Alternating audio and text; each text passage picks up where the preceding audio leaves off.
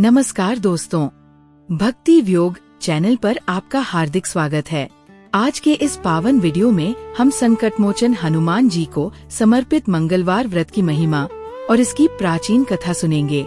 माना जाता है कि जो भक्त पूरी श्रद्धा से ये कथा सुनते हैं, उनके जीवन के बड़े से बड़े संकट और शत्रु बाधा टल जाती है। तो चलिए बजरंगबली का ध्यान करते हुए कथा की शुरुआत करते हैं। पूजा विधि। मंगलवार के व्रत की विधि बहुत सरल है। इस दिन सुबह जल्दी उठकर स्नान करें और लाल रंग के वस्त्र पहने। हनुमान जी के सामने चमेली के तेल का दीपक जलाएं और उन्हें लाल फूल अर्पित करें।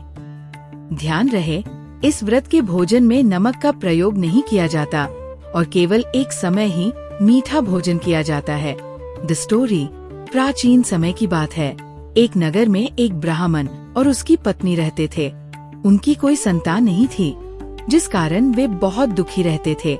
ब्राह्मण हर मंगलवार को वन में जाकर हनुमान जी की पूजा करता था और पुत्र की प्राप्ति के लिए प्रार्थना करता था। ब्राह्मण की पत्नी भी घर पर मंगलवार का व्रत रखती थी। वह हनुमान जी को भोग लगाकर ही खुद भोजन करती थी। एक बार व्रत के दिन वो भोजन नहीं बना पाई और उसने प्रण लिया कि वो अगले मंगलवार को ही भोग लगाकर भोजन करेगी। 6 दिनों तक वो भूखी प्यासी रही। उसकी ऐसी कठिन भक्ति और धीरज को देखकर हनुमान जी अत्यंत प्रसन्न हुए। हनुमान जी ने उसे साक्षात दर्शन दिए और आशीर्वाद स्वरूप एक सुंदर बालक दिया, जिसका नाम मंगल रखा गया। कुछ समय बाद जब ब्राह्मण घर लौटा और बालक को देखा, तो उसे अपनी पत्नी पर संदेह होने लगा। उसे लगा कि उसकी अनुपस्थिति में ये बालक कहाँ से आया। एक दिन जब ब्राह्मण अपनी पत्नी के साथ नहीं था, उसने बालक को कुएं में गिरा दिया।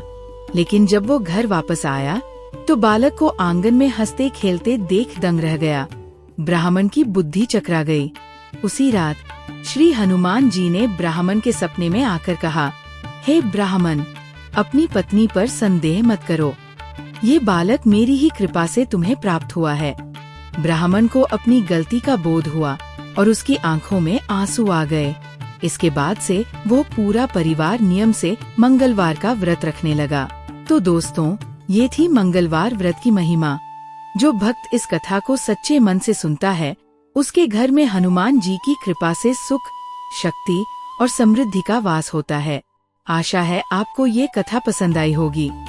कमेंट बॉक्स में जय बजरंगबली जरूर लिखें और ऐसी ही प्राचीन व्रत कथाओं के लिए हमारे चैनल भक्ति व्योग को अभी सब्सक्राइब करें।